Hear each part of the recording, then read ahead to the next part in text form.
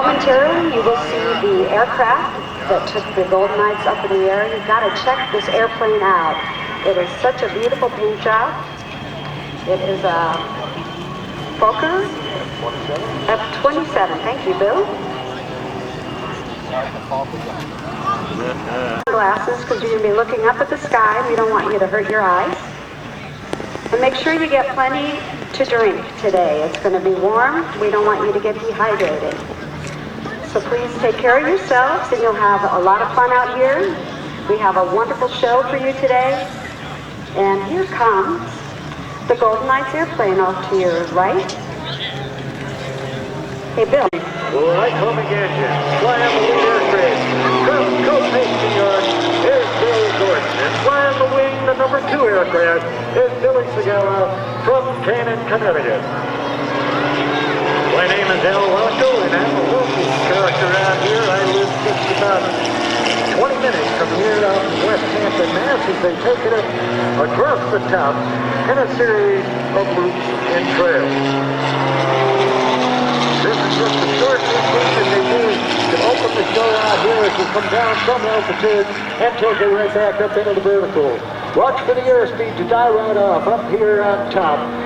A hard kick on the left rudder for the hammerhead turn in trail. They'll bring the aircraft back into our demonstration area right here at Air Show Center.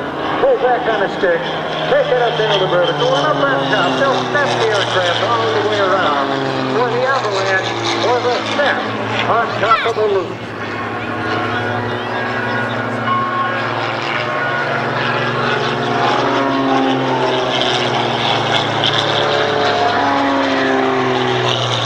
Down to about 5 feet off the runway out here on the left side. Just pulls back on the stick, takes it across the top once again. He'll establish a 45-degree down line with a half rope, but a half cubic maneuver right there. Going into the vertical once again right here at Air Show Center is Bill Good. In an aircraft he constructed in a period of 12 months. Down across the top and down the back side.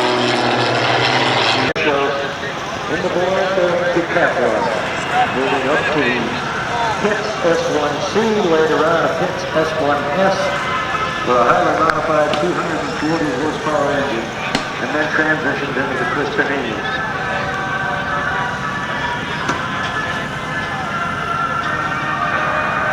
Billy is one of the founding members of Northeast Air Shows, a group we put together 20 years ago.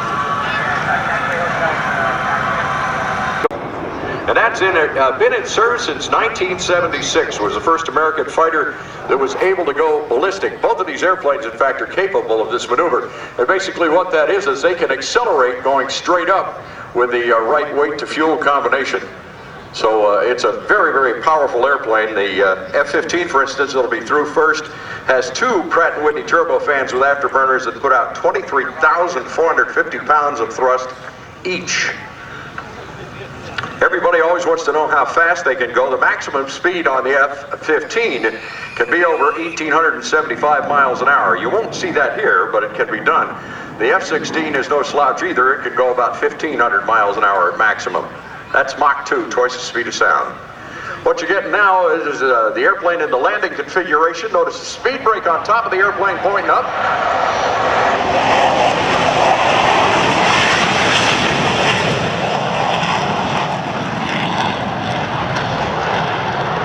And as he gains speed, that watch you go straight up. Come down. He already had tucked his gear.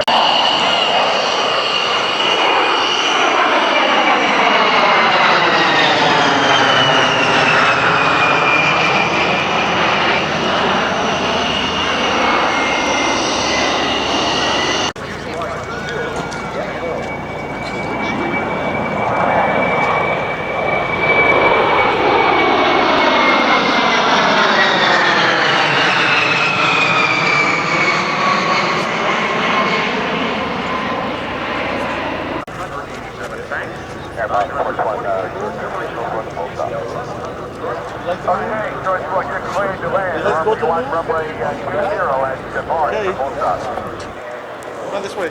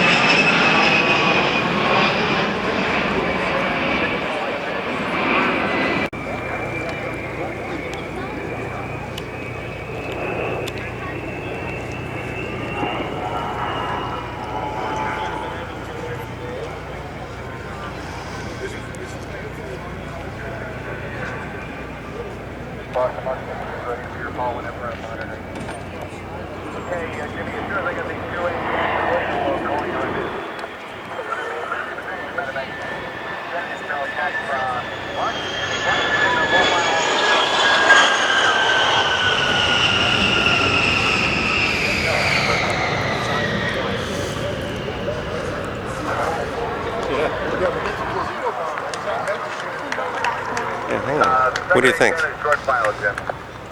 Stand over there. No. Come on. That is really. Oh, this has got 250s and a 20. Look at that guy. Yeah, that's what the big Ford is.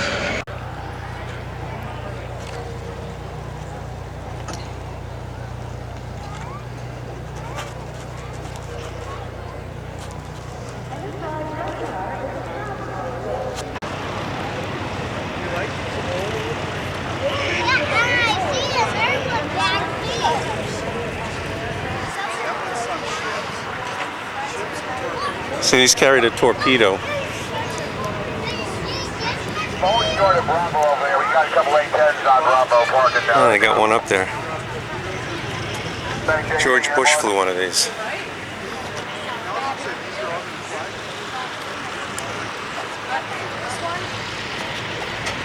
Number 140, clear to the Bravo by 20 bar. Number 140.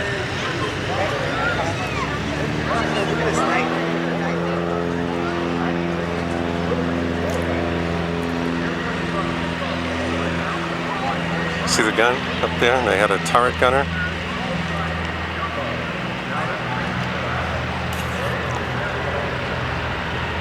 Thank you very much. It really is. That's crazy. My little man's taking off.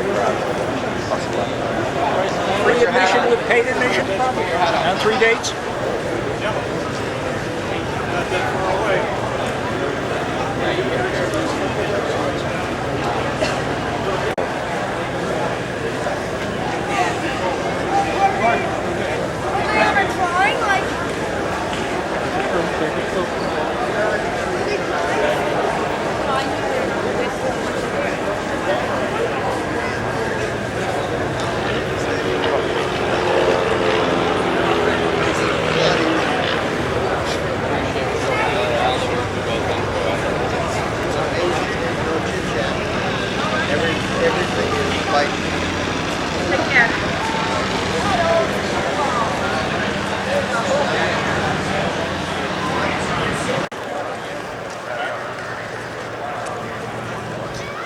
Up to your right, Diana.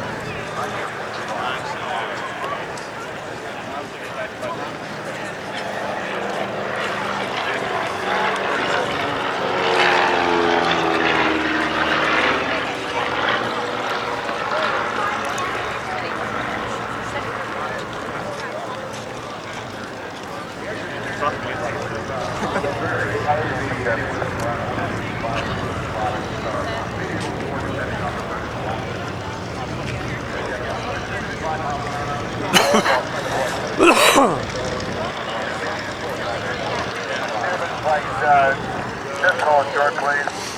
17, 017, would you please give me one more pass and land on roadway 20 bar. And one more pass. Is there a person named Taylor out here? Yes, there is. There she Right is. here. Taylor, Mark would like to know if you will marry him. Surprise! We have a wedding proposal going on right here. Giving her the ring. She's smiling. Oh, she said yes. How about that? No. This two-place open cockpit airplane, built originally by a fellow named Lloyd Stearman out in Wichita, back in around 1935 or 6, somewhere in there. It was only a couple years later, though, that he sold the design to Boeing, and that means that most of these airplanes that you see, in fact, they're not Stearmans, but are Boeing. We call them Stearmans for shorthand. It's covered mostly in a special fabric over a tube frame. The wings, however, main structure of them is Sitka spruce. That includes many ribs, by the way, of varying size. Blowing off the fuel behind it, set fire to it. He's kind of hard to miss, isn't he?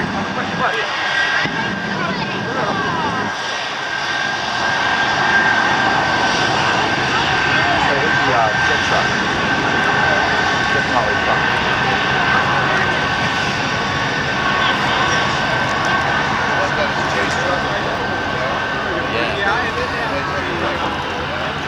Is there another one? That's what they mean when they say, that's my car. This is also for those places where you're having difficulty finding a parking spot. You just kind of pull into the lot and set that devil off and everybody leaves.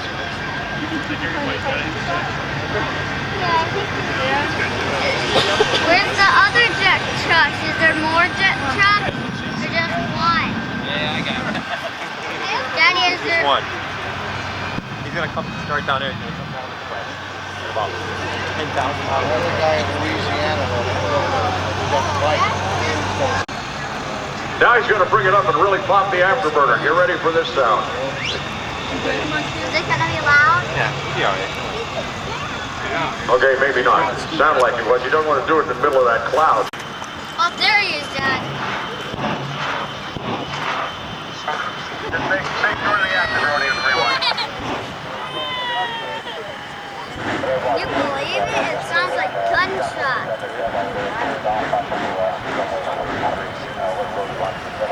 That's what the afterburner sounds like. Notice, even though he's standing on the brakes, it causes that truck to lunge. Interestingly enough, as you will see when he makes his high-speed run, Daddy, there's the cloud that it's making. the major acceleration happens toward the end of the run. So the G-forces that the driver goes through as the truck is accelerating are nothing compared to what he goes through when he has to stop. There's an instantaneous slam into the harness of about 11 Gs. That's 11 times his body weight. Just a quick shot of it, but it's fairly exciting from what I understand. Today, by the way, you're going to see Scott racing one of our show airplanes. We'll see who can win that race. What is that gonna be, Dad? It's gonna be really hot. Ben, here he goes. Yep. Here we go, full burner. Whoa.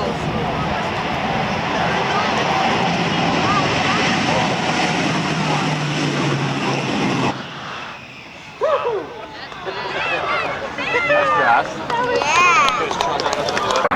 Some airplanes, you get little wing flex and things on them. Nothing like that happens.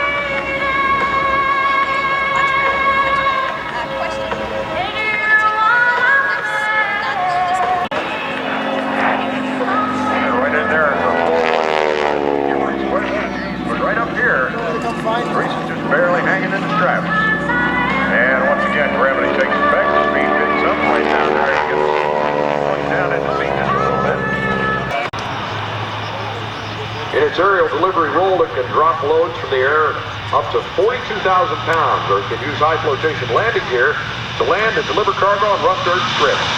This is the latest version, the J model. Look at this takeoff tower.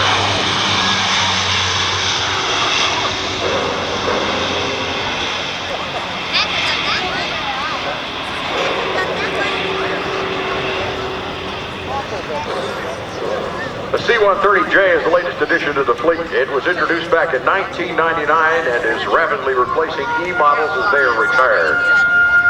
It incorporates a state-of-the-art electronic technology to lower costs and reduce manpower requirements. It can climb faster and higher than its earlier siblings, flies farther, and needs, as you see, a shorter distance to take off and to land. The most noticeable downward difference is the props, six-bladed scimitar composite props on this airplane.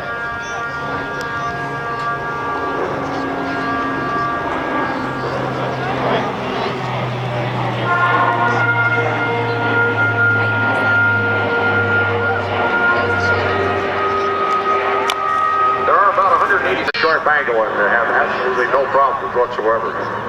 Each of those engines puts out 4,700 horsepower. Going to give you a nice low-speed pass right down, a high-speed pass right down over the runway here. He's not going slow.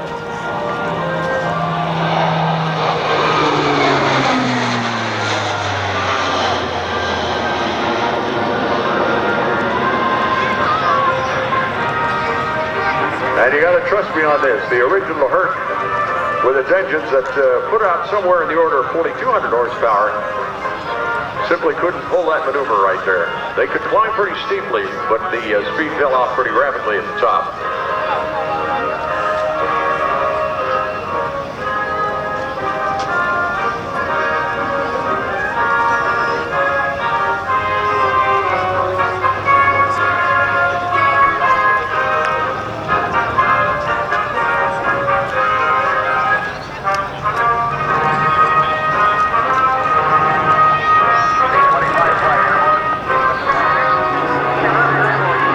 Quarters get south of the B-25. Go. The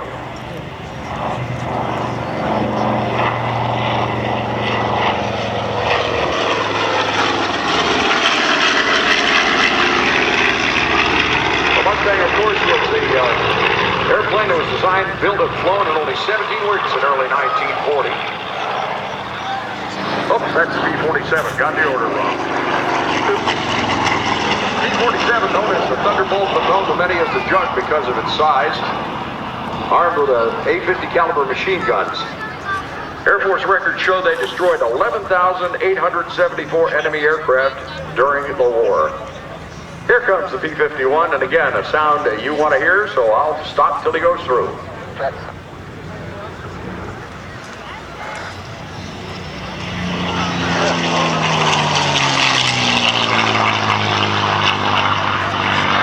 No doubt there are among us here today some of the airmen who flew and fought for your freedom aboard the great aircraft in our past wars. What would it be like if one of them got to fly again aboard the very same type aircraft, but 50 or more years later? Richard Patmore, a gunner aboard a British Blenheim bomber during World War II, took such a flight. And here, read by Mike Dale, are the words Patmore wrote in describing that experience.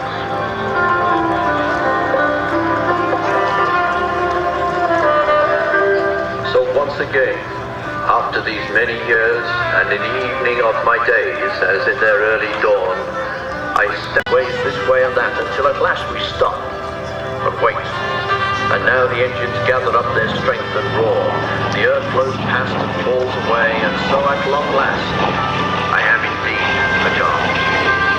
Below the downburst wings, the fields revolve even as once they did. Again I know myself, filled with another power. Why did I not then anticipate this quite impossible thing? Truly it has been said, we walk into the future looking backwards, our eyes forever fixed upon the irrevocable past. That boy could surely not. Suddenly I am once more indeed the boy that once I was, and now too near to tears at this undreamed of gift of youth renewed.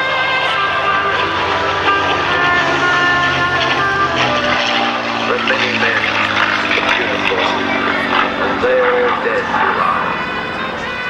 So now I must return to everyday balance.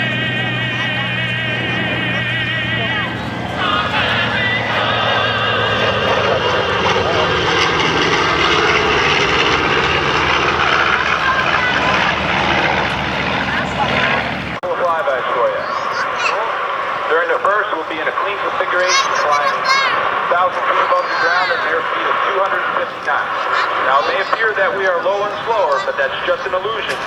caused by the sheer size of this enormous aircraft. On the next pass, we will be fully configured for landing and make a low approach to the runway.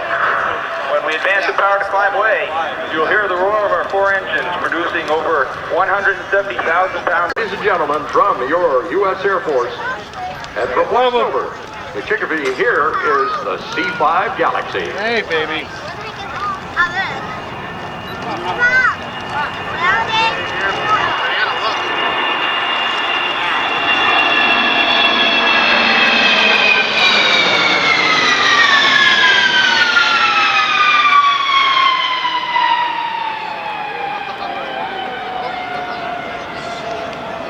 During Operations Desert Storm and Desert Shield, C-5s and other Air Force transport lifted nearly 500,000 passengers and 577,000 tons of cargo, plus over 211 tons of mail to and from the men and women serving in the Middle East, and they did that every day. Wow.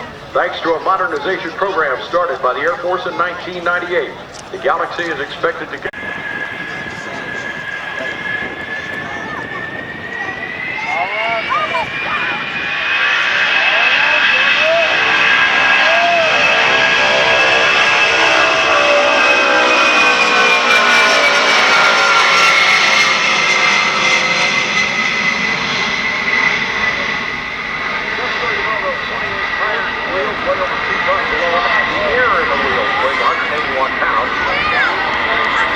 air conditioning that can cool 8 average 3-bedroom homes. Had they had these at the time of the Berlin airlift, 20 of them flying 6 hours a day could have done it. Back then, they had to use 308 prop-driven transports, and they had to make constant round.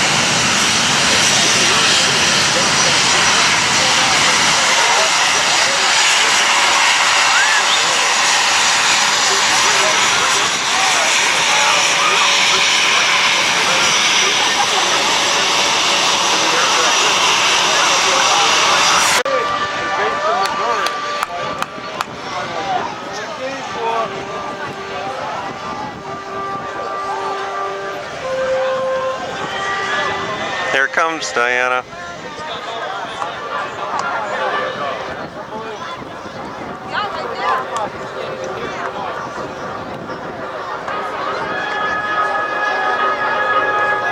And B2 Bomber, this is the air show announcer. Sir, you're on the public address system. Welcome to Massachusetts. Tell us about your aircraft and your crew.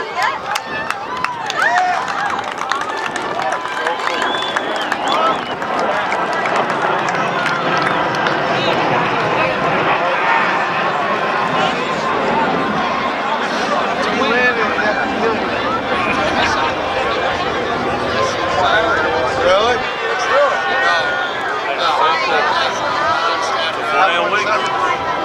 With armed guard.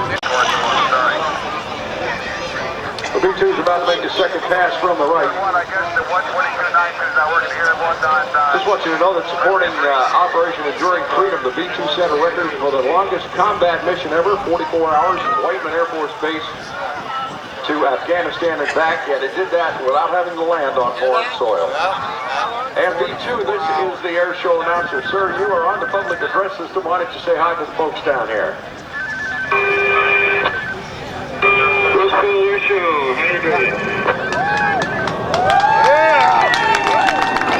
Sir, why don't you tell us a little bit about your airplane?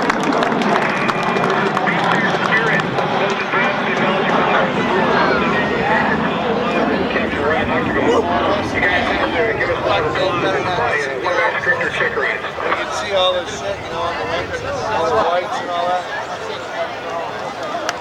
Like this. B2, we're going to support the area. I hope you're able to hear us over your system. Yes, sir, we're hearing you fine. You can chatter away if you wish. Understand you're going to give us one more pass? Mike, your traffic is course there on the takeoff roll on the runway 20. Other than that, you're cleared in.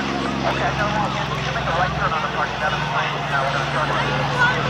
Mike, you got the 340 pins on the center of the wheel. You're inside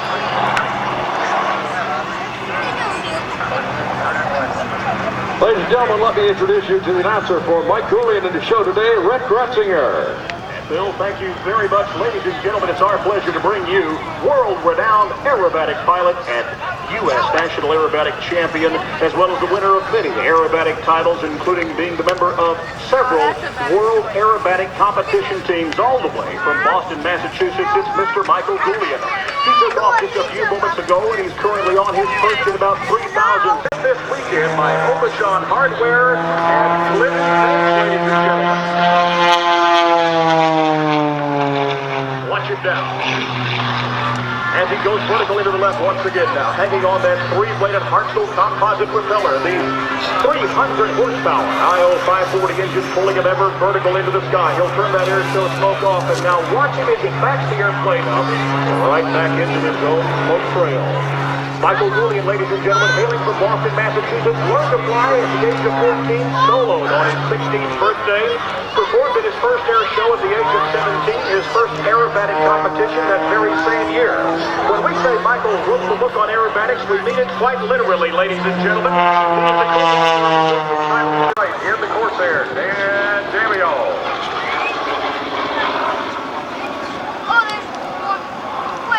They flew in the Pacific from land and carriers. Marines first flew them in combat from land bases because of fears of the power limited forward visibility on carriers. Nicknamed Whistling Jet by the Japanese because of the sound of the air going through the wing-mounted oil coolers. They downed 2,140 enemy planes and lost 189 of their own, a kill ratio of 11 to 1. To be a fighter pilot is to be somebody different from everyone else. Now we have a little piece here for you that explains what it's like to be a fighter pilot.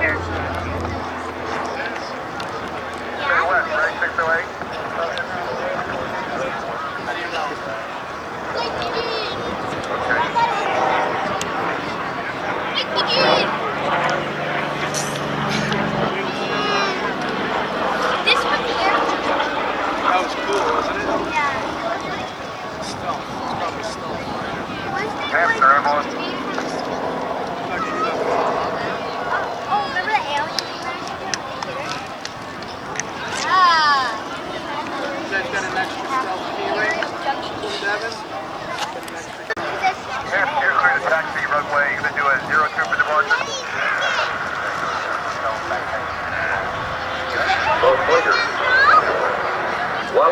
sets of military planes perform stern service.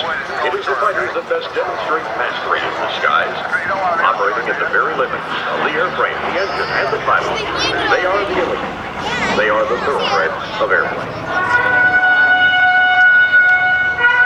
To them falls the dangerous and demanding task of finding the enemy wherever he might be and destroying him and his equipment. Whether in aerial combat or on a low-level run against railroads, bridges, airfields, always the same for the fighters. Surprise your opponent, hit him a slashing blow, then try to safely escape. Retired Marine Colonel Jerry Koenig, a 26-year veteran, describes it as being a warrior and not the Hollywood version. In his words, where we work is a vicious place. A sky full of hot metal and smart missiles that all seem to be looking right at you. You're in a machine that's so fast and powerful that you instinctively know that if death comes, it'll be full of hot fire. Frail human that you are, you will be shred to bits. And worst of all, you'll be alone in a fierce place where your comrades cannot hold you while you die. And let us not forget that for every one of those fighter pilots who takes to the skies, there are back on the ground the ones who dared to dream and design those aircraft, those who labored to build them, and still others who gave incredible dedication to the job of keeping the aircraft combat ready, often under the most trying of circumstances. We owe much of the life and strength of our great nation to those who built, maintained, and flew the fighting machines. Oh, and a big hand for Dan Damio and Corsair from World War II. That's not a big... Here they come again. Go.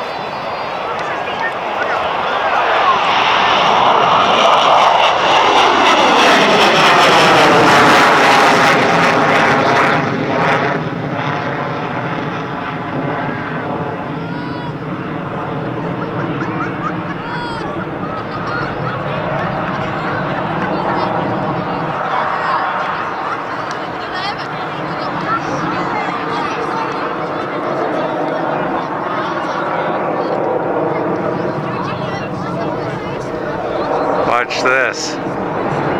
Oh, wow.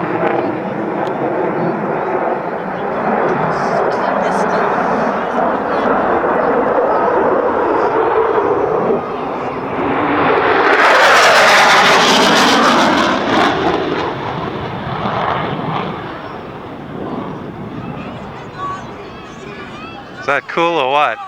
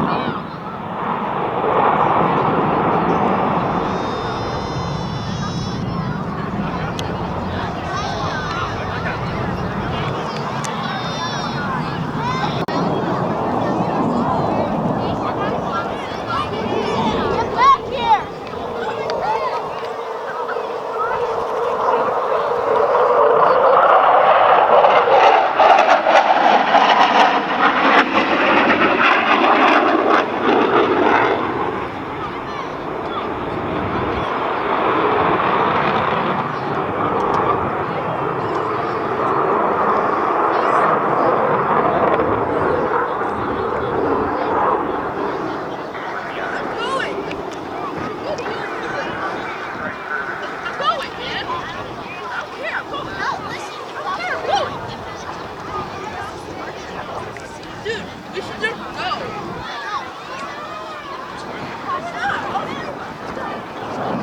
I am! It's coming back!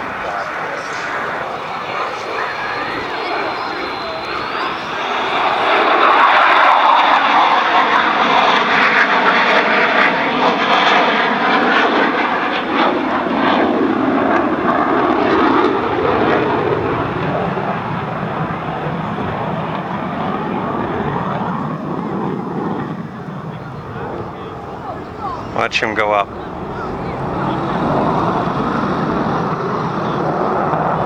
Whoa-wee!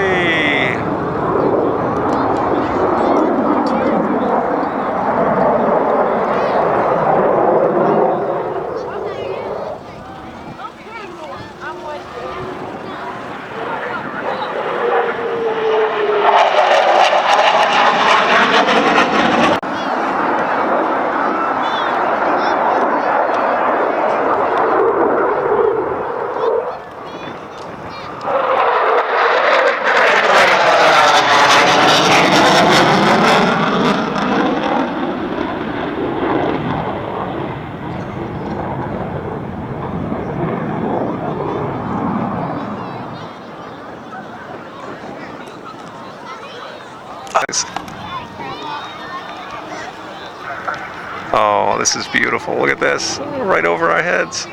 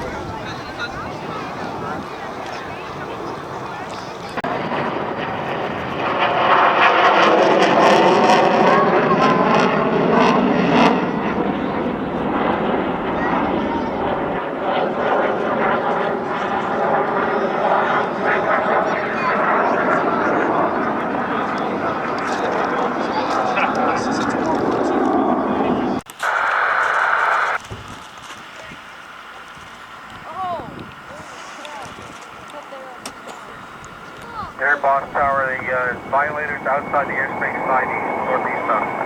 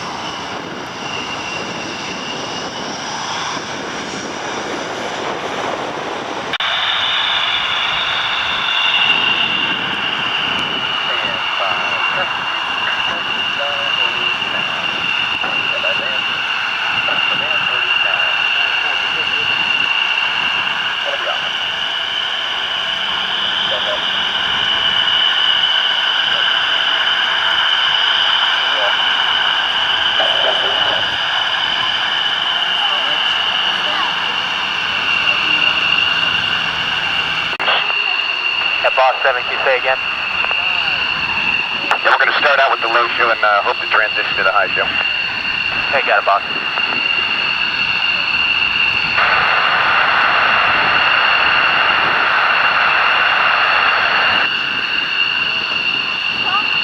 Seven.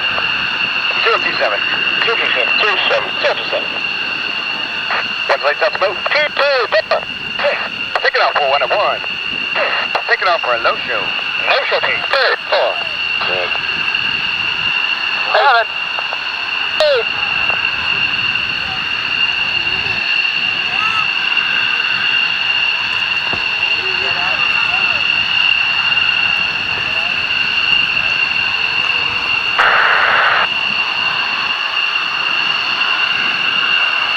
All right, Bosch, cleared for takeoff. Runway 02, winds are 230 at 8.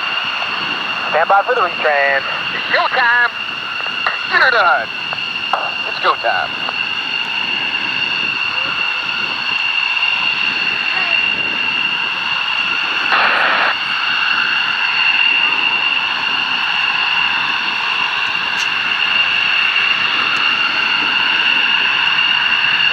All right, boss, here we go. Let's put on a wicked good high show or low show. You're going hot in 5, 4, 3, 2. Better bring check. 2, 3, 4, 5, 6. Thank you, Mr. President, and good afternoon, ladies and gentlemen. What a beautiful afternoon in Western Mass. It's an honor to join our great friends here at Barnes as we recognize our World War II veterans in attendance. Through their selfless sacrifices 60 years ago, like those of the 104th Fighter Wing, our military veterans have ensured the freedoms that we are celebrating today. The men and women in uniform are truly making a difference in the fight for liberty around the globe. New England has enjoyed world championships with the Sox and the Pats. Now it's time to witness another championship team. So get ready to see the pride and precision that is your United States Air Force. Thunderbirds, let's run them up. Here they go.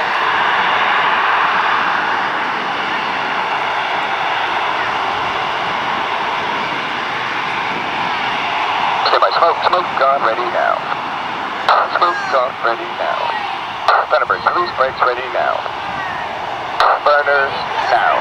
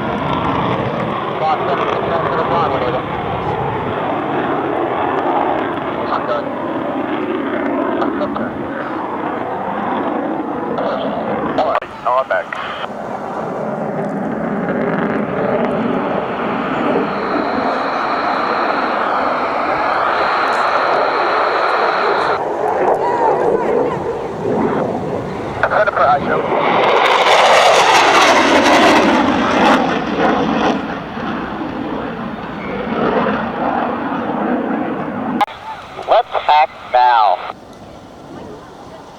Ease it forward. Left turn. Back left all the way down to 6,000 feet showing.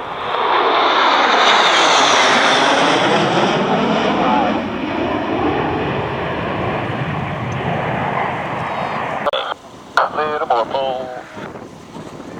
3S, you're up, check. 28, okay. Ease it forward.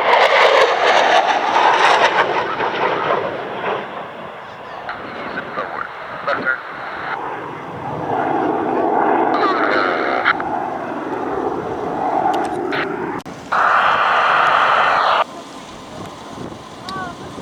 Did the float.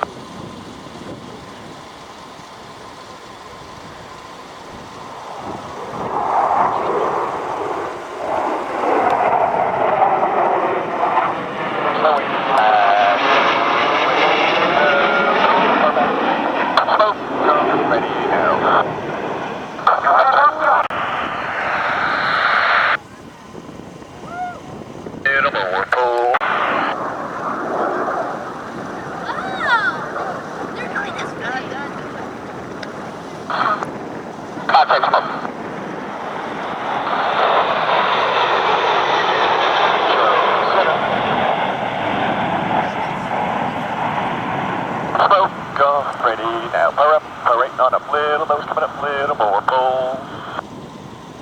Oh, here comes.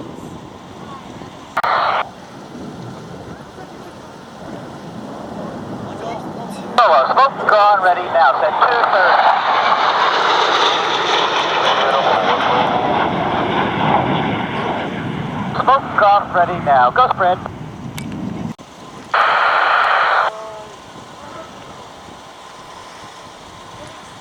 The float.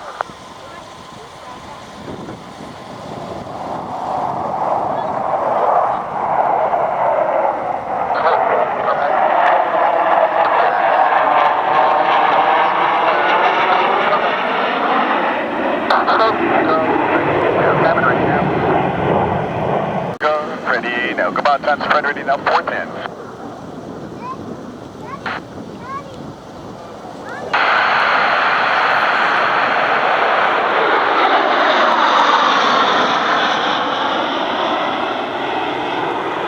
Approaching the line.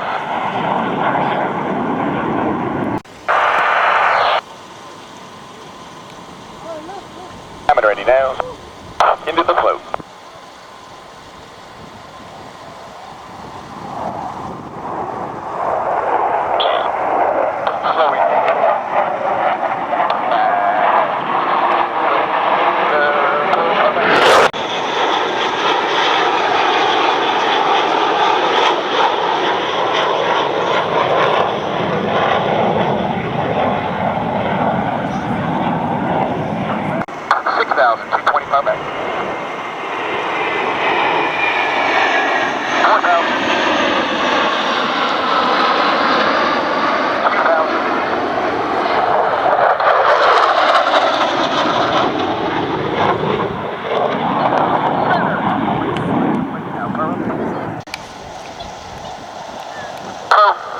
Ready now, nose coming up 450.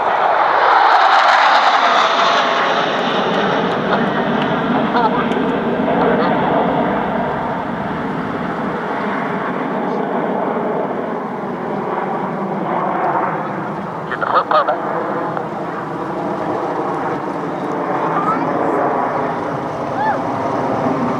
On top of 78, 190.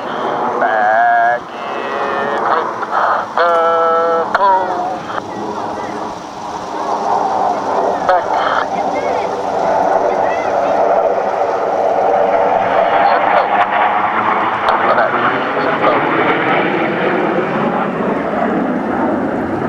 Down into 4.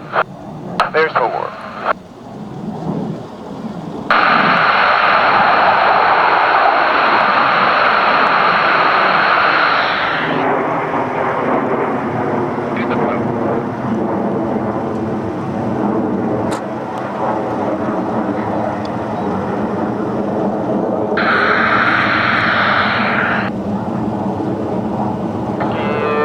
The full Thomas on the line.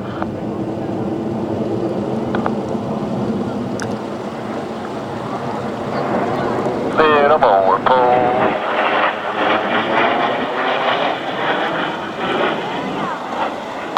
Go, ready now. I'm back.